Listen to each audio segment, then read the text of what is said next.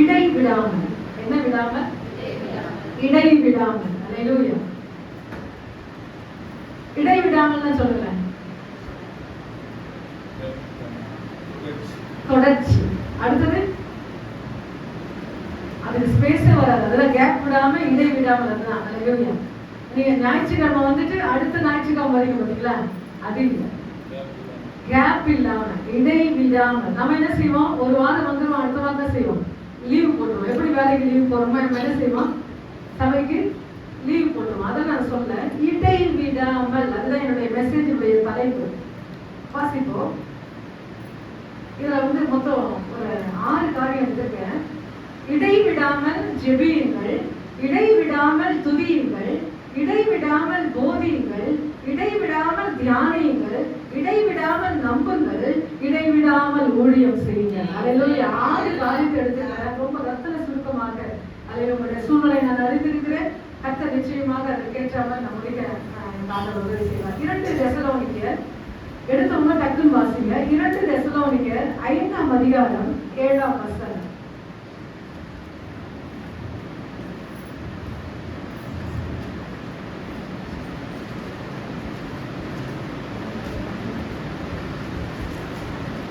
ஐந்தாம் அதிகாரம் 17ஆம் வசனம். பக்கம் 282. புதிய ஏற்பாடு. இல்லை, 1 தெசலோனிக்கர் 5ஆம் அதிகாரம் 17. நான் தான் தப்பு பண்ணுறேன். 1 தெசலோனிக்கர் 5ஆம் அதிகாரம் 17ஆம் வசனம்.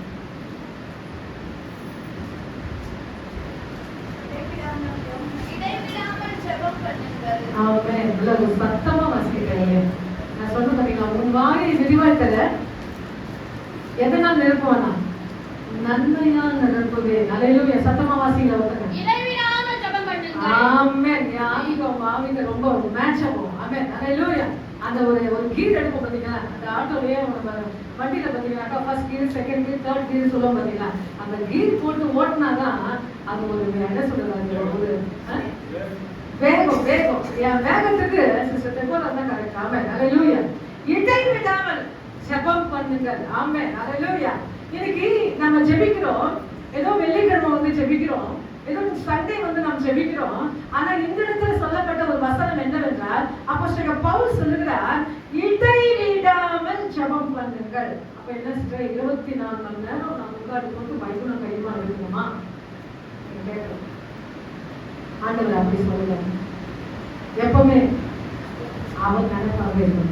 எப்பவுமே அவர் நினைப்பா. எங்க பஸ்ல போனாலும் சரி, சைக்கிள்ல போனாலும் சரி, நடந்தாலும் சரி, ஓடினாலும் சரி, உட்கார்ந்தாலும் சரி, அவரையே நினைக்கிறீங்க பாத்தீங்களா? என் நினைப்பாவே இருப்பவரே ஏசையா, உங்களை நினைச்சாலே உள்ளம் எல்லாம். நல்ல ஒரு நம்ம நினைப்பாவே இருக்கிற தெய்வத்துக்கு நம்ம எப்படி இருக்கணும்? அதுதான் ரொம்ப முக்கியம். என் நினைப்பு, என் சிந்தனை, என் ஆழம், என் நேசம், என் பாசம், என் ஆர்வம், என் ஆசை எல்லாம் எப்படி இருக்கணும்? என் தெய்வத்துக்கு இடைவிடாமல் காணப்பட வேண்டும். அந்த சாக்கியம், அந்த கிருபைகள் ஆண்டவர்கிட்ட கேளுங்க. நிச்சயமாய் கர்த்தர் உங்களுக்கு கொடுப்பார். கொலோசியர் 4ஆம் அதிகாரம் 2ஆம் வசனம் வாசிப்போம்.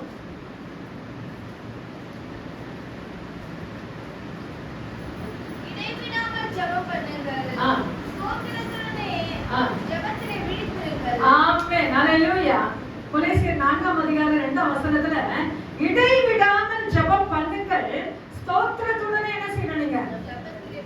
ஜெபத்திலே விழித்திருங்கள். நிறைய பேருக்கு பாத்தீங்கன்னாக்கா பைபிள் எடுத்தா என்ன ஆவி வரும்? தூக்கம். இன்னொரு கொட்ட ஆவி வரும். ஆமென். தூக்கம் வரும். அடுத்தது பாத்தீங்கன்னா கொட்ட ஆவி வரும். சில பேர் பைபிள் அதுக்காகவே என்ன செய்வாங்க, எடுத்து தூக்கம் வரணுமே. ஏன்னா பிசாசுக்கு பிடிக்காது. என்ன பிடிக்காது? பைபிள் வாசிப்பதும் நீங்க வந்து கையை தட்டி பாடுவது யாருக்கு பிடிக்காதுன்னா முக்கியமா அவனுக்கு தான் பிடிக்காது. உடனே என்ன செய்வான்? கொட்டாவி கொடுத்துருவான். அதனால பைபிளை வச்சு நான் தூக்கம் வரணும்னு சொல்லி பைபிள் வச்சு தூக்க போறீங்க. ஆனா தேவ சமூகத்துல இந்த இடத்துல அவர் சொல்லுகிறார், ஸ்தோத்திரத்தோடு கூடிய விழித்திருங்கள். நாங்க 12 மணி ஜெபம், என்னோட வாலிப நாட்களில் 12 ஜெபத்தை நாங்க எழுதும் போது படுத்தா தூங்கிடுவோம் சொல்லிட்டு வேலை செய்வோம். அந்த 12 மணி வரைக்கும் என்ன செய்வோம்?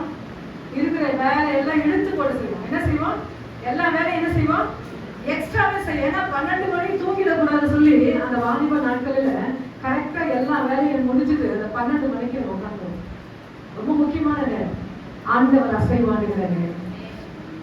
ஆண்டவர் அசைவாடுகிற நேரம். அந்த நேரத்தில் அதிகமா தேவ சமூகத்தில் நம்ம ஜெபத்தை அதிகமா எக்ஸ்ட்ரா நீங்க பண்ண ஆரம்பிச்சீங்கன்னா நிச்சயமா சொல்லுறேன், உங்களுடைய நெருக்கங்களும் உங்களுடைய போராட்டங்களும் உங்களுடைய காரியங்களும் அது உங்களை மேற்கொள்ளாது. நீங்க சவாரி செய்வீங்க. அது உங்களை துக்கப்படுத்தாது. நீங்க அதை என்ன செய்வீங்க? சவாரி பண்ண ஆரம்பிப்பீங்க. நிறைய பேருக்கு தெரியல, வரும் பிரச்சனை, வரும் போராட்டம், வரும் உலக பிரகாரமான வருகிற ஜனங்கள் காட்டி நமக்கு அதிகமா வரும். ஆனாலும் அது உங்களை மேற்கொள்ள முடியாது. அவர்களை மேற்கொண்டு விடும், உலகத்தாரை மேற்கொள்ள விடும். ஆனா நம்மளை என்ன செய்ய முடியாது? மேற்கொள்ள முடியாது. அல்லேலூயா. கர்த்தர் வல்லமை. அதெல்லாம் ஒரு வசனம் அதெல்லாம் பாடின சொல்ல பார்த்தீங்களா? அதிகாரம் கையில நீங்க என்ன செய்வீங்க? எல்லா பிரச்சனையும் என்ன செய்யுங்க? காலால போட்டு மிதிங்க. நல்ல ஒரு அருமையான எக்ஸசைஸ். அதெல்லாம் நல்ல ஒரு அருமையான பாடுவது மட்டும் இல்ல, அது ஆக்ஷனோட செய்ய சொன்னாங்க. ரொம்ப உங்களுக்கு பிடிச்சிருக்கு. ஆமே. அதை இயேசுவின் நாமத்தினால நாம் செய்யும் போது கர்த்தர் பெரியவர் அந்த பெரிய காரியங்களை செய்வார். இடைவிடாமல் ஜெபியுங்கள். இரண்டாவது, இடைவிடாமல் துதியுங்கள். தானியேல் 3ஆம் அதிகாரம்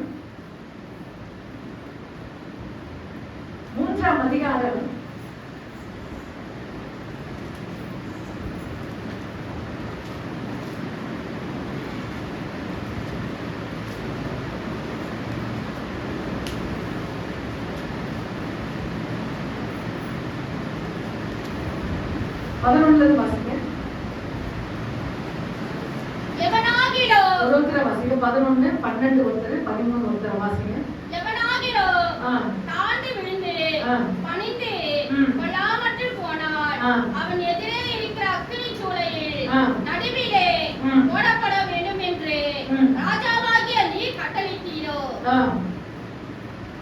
வாசி. 12 வாசி ஒருத்தங்க. பாபிலோன் மாகாணத்தின் காரியங்களையும் விசாரிக்கும்படி நீர் ஏற்படுத்தினதற்காக சாத்ராக், மேஷாக், ஆபேத்நேகோ என்னும் யூதா மனுஷர் இருக்கிறார்கள்.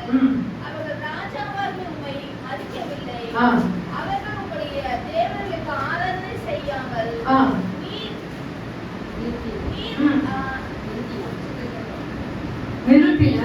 முச்சரைகளை பணிந்து கொள்ளாமல் இருக்கிறார்கள் என்றார். 13. அப்பொழுது நேபுகாத்நேச்சர் உட்கார கோபம் கொண்டு சாத்ராக்கையும் மேஷாக்கையும் ஆபேத்நேகோவையும் அழைத்துக் கொண்டு வருவதையும் கட்டளையிட்டான். அவர்கள் அந்த புருஷனை ராஜாவின் சமூகத்தில் கொண்டு வந்து விட்டபோது உக்கிர கோபம் கொண்டு, கரெக்ட், ரொம்ப அதிகமான கோபம் கொண்டு. 14 ஒருத்தர் வாசிங்க. அவர்களை நோக்கி, சாத்ராக், மேஷாக், ஆபேத்நேகோ என்பவர்களே, நீங்கள் என் தேவர்களுக்கு ஆராதனை செய்யாமலோ தன் நிறுத்தின பொற்சிலையை பணிந்து கொள்ளாமலும் இருந்தது மெய்தானா? 15 ஒருத்தர் வாசிங்க. 15. இப்பொழுது எக்காலம் நாகசுரங்களையும் கிண்ணற வீணர்களையும் சுரமண்டலமும் தம்புரா முதலான சகலவிதமான கீத வாத்தியங்களையும் சத்தத்தை நீங்கள் கேட்கும் பொழுது தாழ விழுந்து தன் பண்ணி வைத்த சிலையை பணிந்து கொள்ள ஆயத்தமாய் இருந்தார். நல்லது. பணிந்து கொள்ளாத இருந்தீராகில் அந்த நேரமே எரிகிற அக்கினி சூளையில் நடுவிலே போடப்படுவீர்கள். உங்கள் என் கைக்கு தப்பிவிக்கிற தேவன் யார் என்றார். இந்த இடத்துல ஒரு பொற்சிலையை வச்சுட்டாங்க. ஆனா என்ன செஞ்சுட்டாங்கன்னா, சாத்ராக், மேஷாக், ஆபேத்நேகோ இவங்க யாரை வணங்குவாங்கன்னா தெய்வத்தை, இயேசுவாகிய தெய்வத்தை என்ன செய்வாங்க? வணங்குவாங்க. அப்போ அந்த எல்லையில ஒரு ராஜாவுடைய சிலையை நிறுத்திட்டாங்க. இன்னைக்கு அந்த ஒரு குறிப்பிட்ட நாள் வரைக்கும் யாருக்கு கையெடுக்கணும்? ராஜாக்கு மட்டும்தான். அவங்க எந்த மதமா இருந்தாலும் அவங்க தெய்வத்தை கையெடுக்க கூடாது. ரொம்ப சூத்திரமாக, ரொம்ப தந்திரமாக இந்த யோசனை எடுத்துட்டாங்க. அப்போ இடத்துல சாத்ராக், மேஷாக், ஆபேத்நேகோ சொல்லுறாங்க. 3 வாலிபர்கள் சொல்லுகிறார்கள். என்ன சொல்லுகிறாருன்னா, சாத்ராக், மேஷாக், ஆபேத்நேகோ என்பவர்கள் ராஜாவை நோக்கி, நேபுகாத்நேச்சாரே, இந்த காரியத்தை குறித்து உமக்கு உத்தரவு சொல்ல எங்களுக்கு அவசியம் இல்லை. நாங்கள் ஆராதிக்கிற எங்கள் தேவன் எங்களை தப்புவிக்க வல்லவராக இருக்கிறார். அவர் எரிகிற அக்கினிக்கும் ராஜாவாகி உங்களுடைய கையுக்கும் நீங்களாக்கி விடுவீர்கள். ராஜாவை பார்த்து ஸ்ட்ரெயிட் சொல்றாங்க. என்ன சொல்றாங்கன்னா, வணங்க முடியாது, நம்ம ஆராதிக்கிற தேவன் ஜீவனுள்ள தேவன், அவரை மட்டும்தான் ஆராதிப்போம். அப்போ அவங்க சொல்றாங்க, நீங்க அக்னி சூளையில போட்டாலும் என்ன சொல்றாங்க, நாங்க என்ன செய்ய மாட்டோம், வணங்க மாட்டோம். அதுல இன்னொரு வசனம் என்னன்னா 18ஆம் வசனம் மட்டும் சத்தத்தை உயர்த்தி ஒரு வாசிங்க. விடுவிக்காமல் போனாலும் நாங்கள் உம்முடைய தேவர்களுக்கு ஆராதனை செய்வதும் இல்லை, பொற்சிலையை பணிந்து கொள்வதும் இல்லை என்கிறது.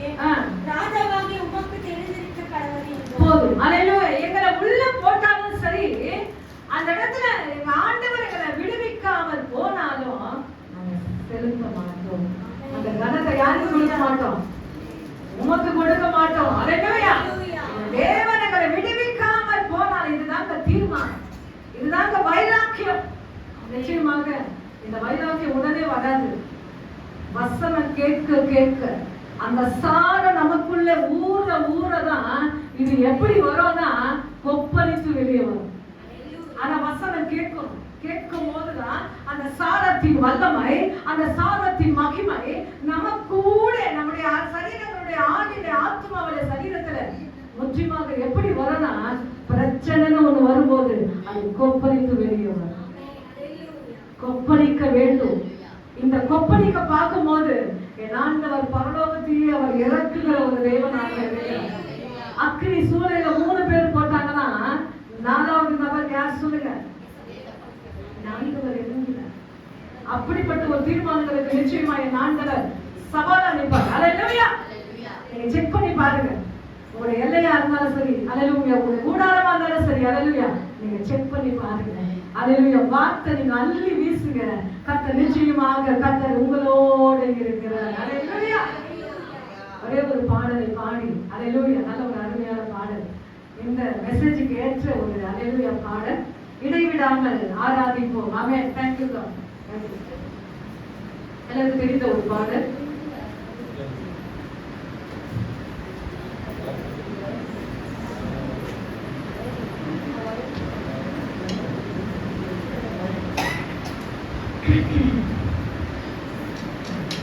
ஆராதிக்கும் வேளையிலே நம் அருகில் வந்திடுவார், கட்டுக்காவல் அருள்த்திடுவார், இருந்து நடத்திடுவார். ஆராதிக்கும் வேளையிலே யாரு என் பக்கத்துல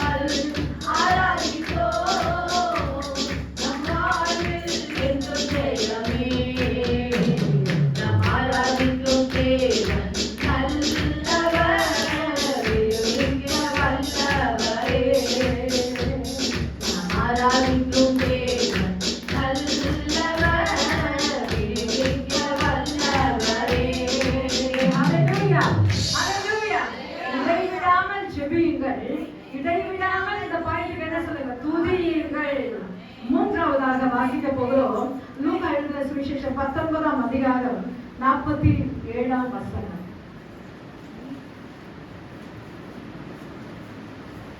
லூக்கா 19:47. அவர் நாடோறும் நாடோறும் தேவாலயத்தில் உபதேசம் பண்ணிக் கொண்டிருந்தார். பிரதான ஆசாரியர், வேதபாரகர், ஜனத்தின் மூப்பர் அனைவரும் கொலை செய்ய வகை தேடினர். போதும். நாடோறும் இன்னைக்கு சண்டே டு சண்டே வரைக்கும் என்ன சமைச்சு என்ன செய்வீங்க? ஞாயிற்றுக்கிழமை டு அடுத்த ஞாயிற்றுக்கிழமை தான் என்ன செய்வீங்க? சபையை பார்க்குறீங்க. ஆனா இந்த இடத்துல என் ஆண்டவர், என் தெய்வம் நாடோறும் தேவாலயத்தில் உபதேசம் பண்ணி கொண்டு வந்தார். அப்ப தினந்தோறும் ஆராதனை தான், தினந்தோறும் போதனை தான், தினந்தோறும் உபதேசங்கள் தான். ஆனா ஜனங்கள் ஆர்வத்தோடு கடந்து வந்தார்கள். அல்லேலூயா. அவங்களுக்கும் உங்களை மாதிரி வேலை இருந்தது, அவங்களுக்கு உங்களை மாதிரி எல்லாமே பிஸியா இருந்தது. ஆனா அது மத்தியில என் தெய்வம் சொல்லுகிற வார்த்தைகளுக்காக என்ன செய்வாங்க? தினந்தோறும் ஓடி வந்து சபையில உட்காருவார்கள். இந்த இடத்துல பாத்தீங்கன்னாக்கா நாடோறும் அவர் போதித்துக் கொண்டிருந்தார். நாம் என்ன செய்யறோம்? வசனங்களை கேட்கிறோம், ரொம்ப நல்லதுதான். நம்ம என்ன செய்யறோம்? இந்த வசனத்துல எங்க போய் நம்ம போதனை பண்ணணும்? சொல்லுங்க. ஊழியக்காரர்களுக்கும் விசுவாசிகளுக்கும் என்ன செய்யலாம்? நம்ம ஃபேமிலிக்குள்ள பேசலாம். என்ன செய்யலாம்? இந்த வசனங்களை என்ன செய்யலாம்? நம்முடைய குடும்பத்துல பேசலாம். அடுத்தது நம்முடைய தொழில இருக்கிற ஃப்ரெண்ட்ஸ் கிட்ட நம்ம என்ன செய்யலாம்? நிறைய பேர் பாத்தீங்கன்னாக்கா 2 விசுவாசிகள் அந்த வேலை ஸ்தலத்துல இருந்தா ஒரு விசுவாசி சொல்ல என்ன சொல்லணும்னா, உங்க சபையில இன்னைக்கு என்ன மெசேஜ்? உங்க சபையில அடுத்த விசுவாசி உங்க சபையில என்ன மெசேஜ்? நான் என் வீட்டுல வர எங்க அக்கா பிள்ளைங்க வருவாங்க, திடீர்னு கேட்பேன், நீ மெசேஜ் தலைப்பு இருந்தா அவங்க சபையில. எங்க அக்கா பசங்க வந்தா என்ன செய்வேன்? உடனே கேட்பேன், இன்னைக்கு மெசேஜ் தலைப்பு டக்குன்னு சொன்னேன். அப்படிதான் சின்ன ஏன்னா அந்த சாரம், அந்த வல்லமை நமக்குள்ள இருக்கும் போது கர்த்தர் நிச்சயமாக அந்த பாயிண்ட்ஸ் என்ன செய்வாரு? கற்பாறையில விதைக்கப்பட்ட விதையை போலிராமல், முள்ளுகளில விதைக்கப்பட்ட விதையை போலிராமல், நல்ல நிலத்தில் விதைக்கப்பட்ட ஒரு விதையா இருந்தா அது பாயிண்ட்ஸ் சொன்னோம், அது தலைப்பு சொன்னோம். அதுக்காக நல்ல நிலத்தில் விதைக்கப்பட்ட விதைகள். ஆமென். போதியுங்கள். அடுத்ததாக 4வது வாசிக்க போகிறோம். யோசுவா எழுதின புத்தகம் 1ஆம் அதிகாரம் 8ஆம் வசனம்.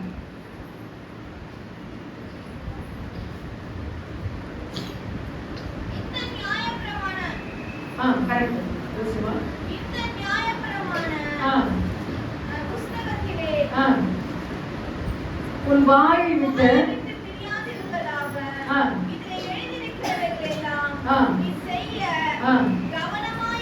கவனமாய் இருக்கும்படி இரவும் பகலும் அதை தியானித்துக் கொண்டிரு. ஆமென், ஆமென், ஆமென், ஆமென், ஆமென். அடுத்தது அதனுடைய என்ன சொல்றது? பலன் வாசிங்க. வாசித்துக்க இரவு பகல் அதை தியானம் பண்றேன். அதோட ரிப்ளை சொல்லுங்க. அப்பொழுது நீ உன் வழியை வாய்க்க பண்ணுவாய், புத்திமானாய் நடந்து கொள்வாய். ஆமென். வசனத்தை உனக்கு படிக்க தெரியலன்னு சொல்லி யாரும் எஸ்கேப் ஆகாதீங்க. படிக்க தெரியலனா கூட பரவாயில்ல, நீங்க என்ன செய்யலாம்? ஆடியோ போட்டு கேட்கலாம். இப்பெல்லாம் ரொம்ப ஈஸியா இன்னைக்கு அந்த ஆப்பை நம்ம டவுன்லோட் பண்ணிட்டு அந்த வசனத்தை என்ன செய்யலாம்? கேட்க ஆரம்பிக்கலாம். கேட்கும் போதே அந்த பிரசனம், கேட்கும் போது அந்த வல்லமை உங்களை என்ன செய்யும்? மூழ்க ஆரம்பிக்கும். அப்போ நீங்க எதெல்லாம் செய்வீங்களோ அது சக்சஸ். ஆமென். நீங்க மற்றவங்க பேசுறீங்க பாருங்க, அது புத்தியோடு பேசுவீர்கள். புத்திமானாய் நடந்து கொள்ளுவாய். அல்லேலூயா. அப்ப தியானம் பண்றது என்னவென்றால், இன்னைக்கு பாத்தீங்கன்னாக்கா மாடு நீங்க போட்ட உடனே ஆகாரத்துக்கு என்ன செய்யும்? உடனே எல்லாத்தையும் சாப்பிடும்.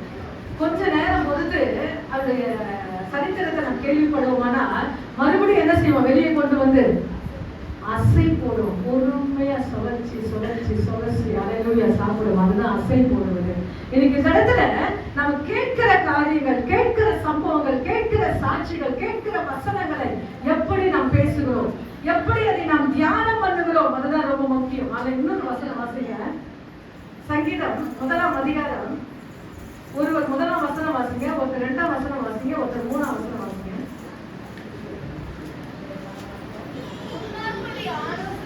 ஆலோசனைப்படி நடவாமலும்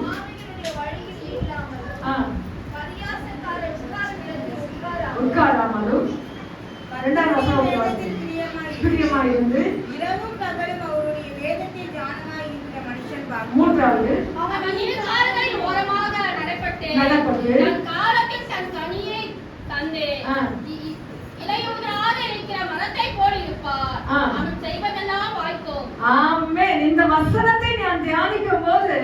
நான் என்ன செய்வேனோ கர்த்தர் அதை வாய்க்க செய்கிறவரா இருக்கிறார். கேட்க வேண்டும். வசனத்தை என்ன செய்யணும்? சொல்லும் போது கேட்க வேண்டும், அதை நான் படிக்க வேண்டும், அதை நான் தியானம் பண்ண வேண்டும். மற்ற புக்ஸ் சொல்ல, மற்ற யூடியூப சொல்லல, மற்ற காரியங்களை சொல்ல, எதையும் நாம் பார்க்கிறோம். அதான் ஒரு வசனம் வந்து யூடியூப்ல பேஸ்புக்ல சொல்ல, பார்வை இருக்கும் போதே இந்த வேதத்தை படியும். நல்லா கண்ணு இருக்கும் போது என்ன செய்யணும்? படிக்கணும்னா திரும்ப கேளுங்க, ஆண்டவரே நான் படிக்கணும், என்ன பிஸி ஆனாலும் சரி வசனத்தை நான் கேட்கணும், அந்த வசனத்தை படிக்கணும். ஹல்லேலூயா. நீங்க செய்ய செய்ய உங்க ஸ்டெப்ஸ் மேல போக தவிர நீங்க கீழே இறங்க மாட்டீங்க. ஹல்லேலூயா, ஹல்லேலூயா. அடுத்ததாக வாசிக்க போகிறோம். இடைவிடாமல் அவரை நம்புங்கள். ஓசியா 12ஆம் அதிகாரம் 6ஆம் வசனம் வாசிங்க. ஓசியா 12 ரொம்ப அருமையான வசனம். ஓசியா 12:6.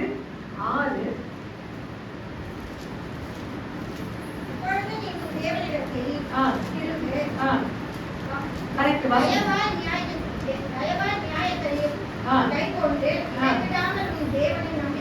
ஆமென். ஹல்லேலூயா. நல்ல ஒரு அருமையான வசனம்.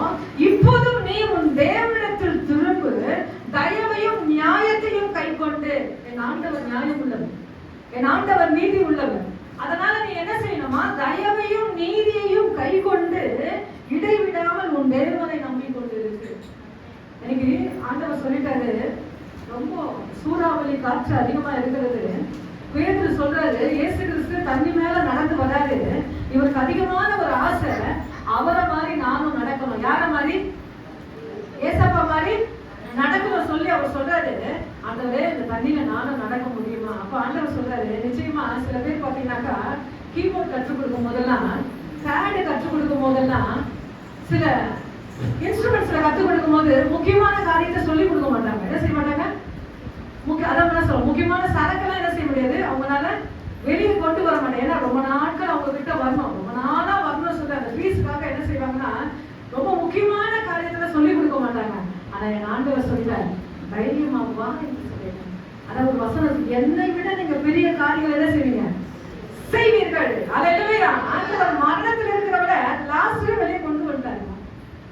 அதை விட பெரிய காரியம் என்ன? ஆண்டவர் சொல்லிட்டாரு, என்னன்னு நீ பெருசா செய்வாங்க. அவ எவ்வளவு அருமையான தேவன் பாருங்க, எவ்வளவு அன்புள்ள தேவன் பாருங்க. ஹல்லேலூயா. ஆனா ஒரு அத்தி மரத்தை சபிக்கும் போது ஆண்டவர் சொல்றாரு, நான் மரத்துக்கு செஞ்சேன், மலைக்கு செய்யணும் சொன்னார். படிச்சிருக்கீங்க? நான் மரத்துக்கு செஞ்சுட்டேன், நீ எதுக்கு செய்யணும்? மலைக்கு. விசுவாசத்தினால இந்த மலையை நகர்ந்து பெயர்ந்து அதில் தள்ளுண்டு போ என்று சொன்னாலும் மலை போயிடும் சொல்றாங்க. அப்படிப்பட்ட ஒரு காரியங்கள் மீது நீங்க விசுவாசத்தோடு ஹல்லேலூயா வசனத்தை வீசும் போது அது கடந்து போகும் என்று என் ஆண்டவர் சொல்லுகிற தேவனாக இருக்கிறார். நான் மரத்துக்கு செஞ்சேன், நீ மலைக்கு செய்ய என்று சொல்லுகிறார். ஹல்லேலூயா. இடைவிடாமல் உன் தேவனை நம்பிக்கொண்டு. நல்லா நம்பிட்டே வந்தார். பேதுரு பத்தி எத்தனை பேர் வாசிச்சிருக்கீங்க? நல்லா என்ன பாருங்க, நடந்து வந்துட்டே இருக்கிறாரு. நடுவுல இந்த சூறாவளியும் இந்த காற்றையும் பார்த்து என்ன செஞ்சிட்டாரு?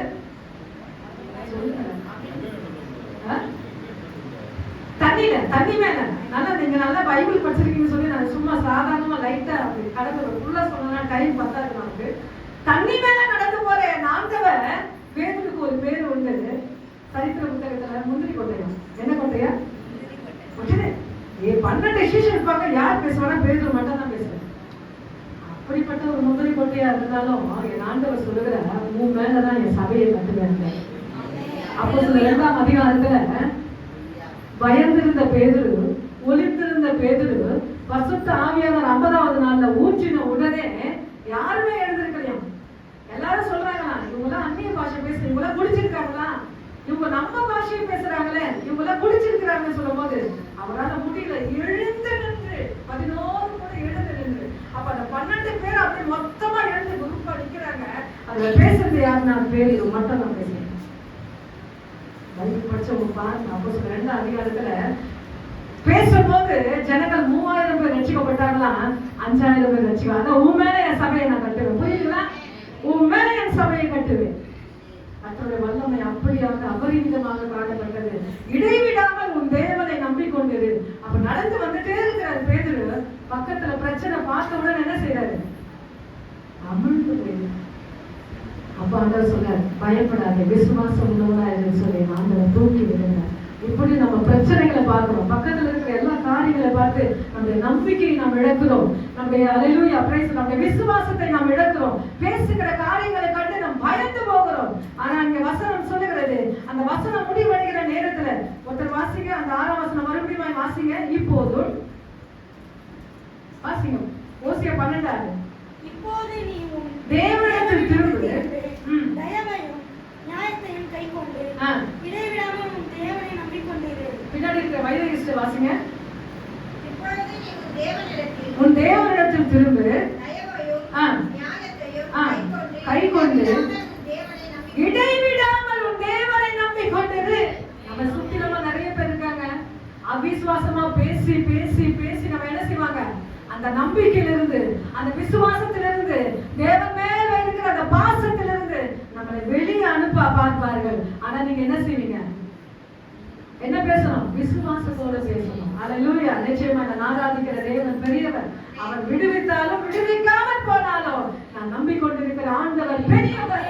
உலகத்தில் இருக்கிறவர்களும் என் ஆண்டவர் பெரியவர், என்னில் வாழும் இயேசு பெரியவர். இடைவிடாமல் உன் தேவனை நம்பிக்கொண்டது. அடுத்ததாக பாத்தீங்கன்னாக்கா இடைவிடாமல் ஊழியம் செய்யுங்கள். அல்லேலூயா. அடுத்ததாக வாசிக்க போகிற அப்போஸ்தலர் 10, நான் முடிக்க போறேன் 6வது அப்போஸ்தலர் 10:38. இடைவிடாமல் ஊழியம் செய்யுங்கள். அப்போஸ்தலர் 10:38.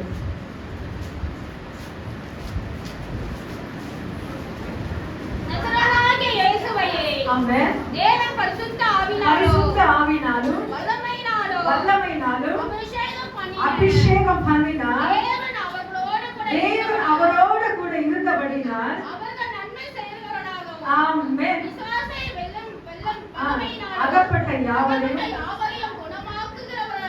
ஆமென். இன்னைக்கு நம்ம ஆட்டோ இல்லைன்னா 2 வீலர் இல்லைன்னா நம்ம என்ன செய்ய முடியாது ஊழியத்துக்கு, சொல்லுங்களேன். ஆட்டோ இல்லைன்னா பைக் இல்லைன்னா நம்ம என்ன செய்ய முடியாது, என்னால முடியாது, அவரெல்லாம் நடந்து செய்ய முடியாது. ஆனா என் ஆண்டவர் எப்படி கால்நடையாய் சுற்றி திரிந்தார். ஆமென். அல்லேலூயா. தேவன் அவரோடு இருந்தபடினாலே இன்னைக்கு பிசாசின் வல்லமையில் அகப்பட்ட யாவரையும் குணமாக்கினார்.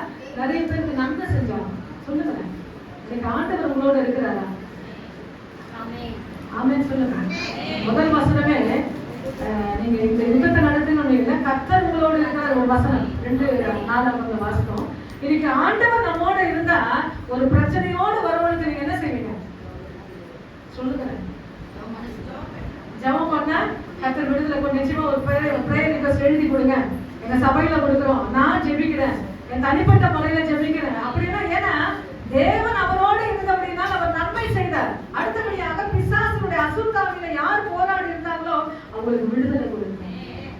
அதான் ஆண்டவர் சொன்னார், இலவசமாய் பெற்றீர்கள், இலவசமா என்ன செய்யணும், கொடுங்க. எப்படி கொடுக்குறீங்க, அதிகமா ஓடுறேன், என் குடும்பத்துக்காக நான் ஓடுறேன், நல்லது இல்லைன்னு சொல்ல, அதன் மத்தியில என் ஆண்டவரை நான் விதைக்கிறேனா, என் தெய்வத்தை குறித்து நான் பேசுகிறேனா, என் நண்பர்களிடம், என் வேலை செய்கிற எல்லா காரியங்களிடம் என் ஆண்டவரை குறித்து நான் பேசுறேனா, என் குடும்பத்துல, என் பிள்ளை மத்தியில, என் கணவன் மத்தியில, மனைவி மத்தியில நான் பேசுறேனா, அதுதான் ரொம்ப முக்கியம். ஆண்டவரை பத்தி அதிகமா பேசுறேன். ஆட்டோல போகும்போது, உட்காரும் போது, வரும்போது எல்லாம் என்ன ஆண்டவரை பத்தி பேசுங்க. அவர் நிச்சயமா இறங்கி வந்து உங்களை எழுதிக்கிற ஒரு தேவனாக இருக்கிறார். அல்லேலூயா. கலாத்தியர் 6ஆம் அதிகாரம் 7ஆம் வசனம் வாசிங்க.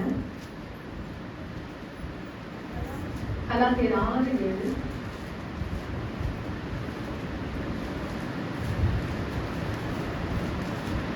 மோசம் போகாதீர்கள். ஆமென். தேவன் தம்மை பரியாசம் பண்ண மனுஷன் எதை விதைக்கிறானோ அதையே அறுப்பான். 9ஆம் வசனம் வாசிங்க.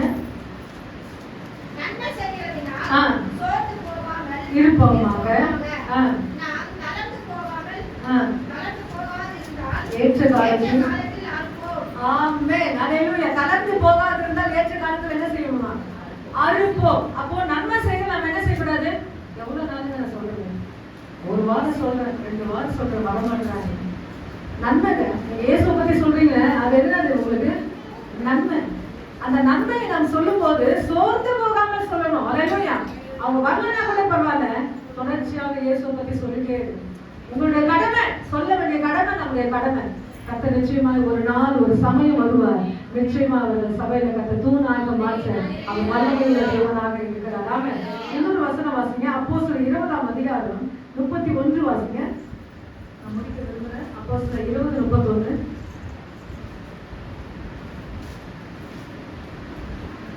ஆனபடியால் நான் 3 வருஷ காலமாய் ஆ. இரவும் பகலும் கண்ணீரோடு இடைவிடாமல் ஆ. அவனோடு உடன் ஆ. புத்தி சொல்லிக் கொண்டு வந்ததை நினைத்து விழித்திருந்தேன். ஆ. போதும். நல்ல ஒரு அருமையான வசனம். 20ஆம் அதிகாரம் 31ஆம் வசனத்துல, ஆனபடியா நான் 3 வருஷ காலமாய் இரவும் பகலும் கண்ணீரோடு இடைவிடாமல் அவனவனுக்கு புத்தி சொல்லி கொண்டு வந்ததை நினைத்து விழித்திருங்கள். எத்தனை வருஷம் சொல்றாங்க?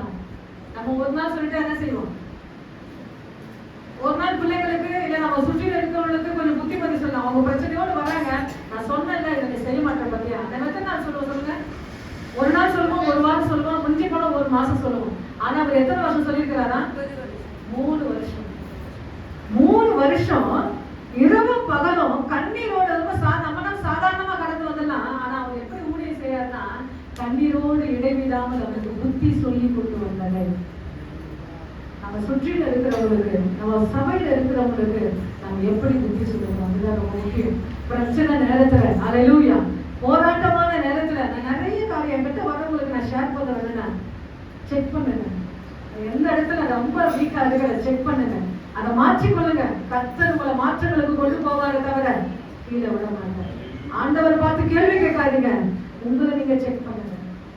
நம்ம எந்த இடத்துல கேப், ஆண்டவரே நீங்க வேதம் வாசிக்கலையா, இனி நான் ஜோம் பண்ணலையா, இன்னைக்கு கொஞ்ச நேரம் உங்க சமூகத்துல உட்காரலையா, இந்த மண்ணின் ஆண்டவரே என்று சொல்லி பைபிள் எடுத்து அவருடைய சமூகத்துல உட்கார ஆரம்பிங்க. அவருடைய இறக்கங்களை பெற்றுக் கொள்வீர்கள், அவருடைய வல்லமையை பெற்றுக் கொள்வீர்கள்.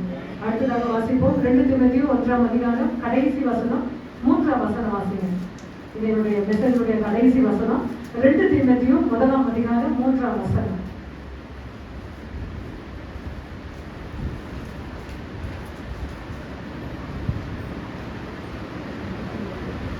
2 தீமோத்தேயு 1ஆம் அதிகாரம் 3ஆம் வசனம். நான் இரவும் பகலும் இடைவிடாமல் ஜெபங்களில் உன்னை நினைத்து உன் கண்ணீரை ஞாபகம் பண்ணி சந்தோஷத்தால் நிறைய நினைப்படித்து உன்னை வாஞ்சையா இருந்து போதும். இந்த இடத்துல பாத்தீங்கன்னாக்கா, இரவும் பகலும் இடைவிடாமல் என் ஜெபங்களில் உன்னை நினைத்து தீமோத்தேயு பார்த்து சொல்லுகிறார். இடைவிடாமல்னா எப்பவுமே ஒரு நினைப்பா. நீங்க பாத்தீங்கன்னாக்கா, ஒருத்தவங்க அன்பாயிட்டாங்கன்னா, ரொம்ப உங்களுக்கு ரொம்ப க்ளோஸ் ஆயிட்டாங்களா, உங்க ஃப்ரெண்டா இருக்கட்டும் இல்ல உங்களுடைய உறவா இருக்கட்டும், ரொம்ப க்ளோஸ் ஆயிட்டீங்கன்னா 24 hours யாரும் நினைப்பீங்க? அவங்களே சுத்தி சுத்தி வருவீங்க. அந்த சுத்தி சுத்தி வரதான் என்ன சொல்றாருங்க? ஜெபத்தை பத்தி சொல்றாரு. இடைவிடாமல் தீமோத்தேயுவே இரவும் பகலும் உன்னை நினைச்சு உன் கண்ணீரை ஞாபகம் பண்ணி. அந்த ஜெபத்துல உட்கார்ந்த உடனே நான் ஒருத்தவங்களுக்காக ஜெபிக்கும் போது அவங்க சொன்னாங்க அந்த ரியாக்ஷனோட, அந்த ரியாக்ஷன் அப்படியே ஜெபத்துல நினைப்பேன். ஜெபத்துல நினைச்சு அவங்க எப்படி என்கிட்ட அழுதாங்களோ அது மாதிரி ஆண்டவர்கிட்ட நான் அழுது என்ன செய்வேன்? சொல்லுவேன். உண்மை சொல்லுவேன். அவங்களுடைய காரியம், அவங்க வலியை என் வலிய மாதிரி எடுத்துட்டு தேவ சமூகத்துல நாம் திறப்பிலே நிற்போமானால் நிச்சயமாய் அந்த ஜெபங்களுக்கு என் ஆண்டவர் அல்லேலூயா ஒரு எழுப்புதல் கொடுக்கிறவராய் இருக்கிறார். சும்மா சாதாரணமா கடந்து வந்துடாதீங்க. சாதாரணமா ஜெபத்துல போயிட்டு சாதாரணமா வந்துடாதீங்க. ஒருத்தங்க சொல்றாங்கன்னா அவங்க வலிய உங்களை வலிய மாதிரி எடுத்து தேவ சமூகத்துல ஒரு எஸ்தரை போல ஒரு மோசையை போல நாம் நிற்போமானால் நிச்சயமாய் பதில் உண்டு. அவர் சொல்லுகிறார், உன் கண்ணீரை நான் ஞாபகம் பண்ணி சந்தோஷத்தை நான் நிறைவுபடும்படிக்கு உன்னை காண நான் வாஞ்சியாங்க. ஏன்னா ஹவுஸ் அரெஸ்ட் பண்ணிட்டாங்க. யாரு? அப்போஸ்தலர் பவுல வீட்டுக்கு அவங்கள வச்சுட்டாங்க. ஊழியம் செய்யறாருங்க, ஆனா உட்கார்ந்து அவர் தூங்கல. எல்லாருக்கும் நிருபங்களை எழுதுகிறார். என்ன செய்யறாரு? லெட்டர்.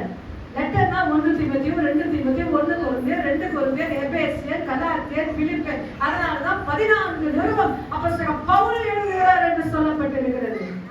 ஹவுஸ் அரெஸ்ட் இருந்தாருங்க, ஆனா உட்கார்ந்து தூங்கல. கையெழுத்தா எழுதுகிறார். எழுதி என்ன செய்யறாருன்னா தான் ஃப்ரெண்ட்ஸ் கிட்ட கொடுத்து அந்த சபைகளுக்கு போய் எடுத்து போய் வாசிக்க சொல்கிறார். அவர் செஞ்ச ஊழியரை நம்ம செய்யணும்.